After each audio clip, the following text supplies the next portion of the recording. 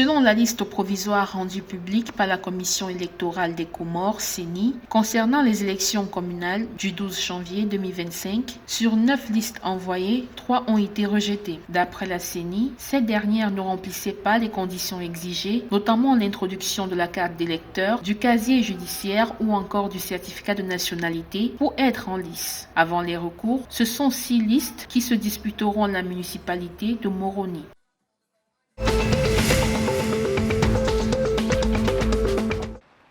Madagascar vise une croissance économique de 5% pour l'année 2025 avec une ambition d'atteindre 5,6% d'ici 2028, a annoncé lundi 18 novembre 2024 la ministre de l'Économie et des Finances lors de la présentation du projet de loi de finances initiale pour 2025.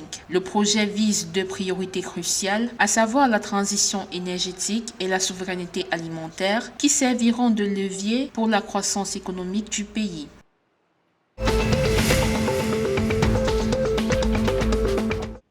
Le nouveau Premier ministre de l'île Maurice, Navin Ramgoolam, a annoncé mercredi 20 novembre 2024 un audit de finances publiques peu après la victoire de sa coalition, l'Alliance du Changement, lors des élections législatives du 10 novembre. Cette initiative est une stratégie de transparence du pays et vise à redonner confiance à la population mauricienne. Malgré une croissance économique de 7% en 2023, le pays de l'océan Indien reste fragilisé par une crise du coût de la vie.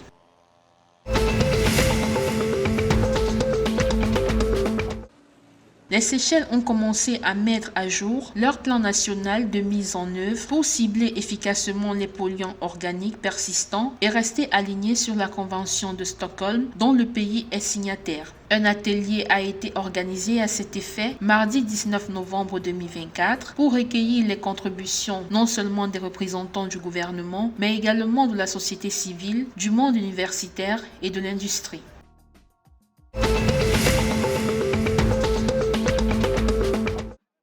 Après avoir battu les Lions indomptables du Cameroun 33-7, mercredi 20 novembre 2024, les Maquis de Madagascar feront face aux Lions de l'Atlas du Maroc pour la finale du groupe B dans le cadre du tournoi de repêchage pour la qualification au top 8 du rugby africain. La rencontre aura lieu dimanche 24 novembre à Casablanca au Maroc. Selon le directeur technique national malgache, les Maquis sont prêts et peuvent espérer se qualifier pour la grande finale.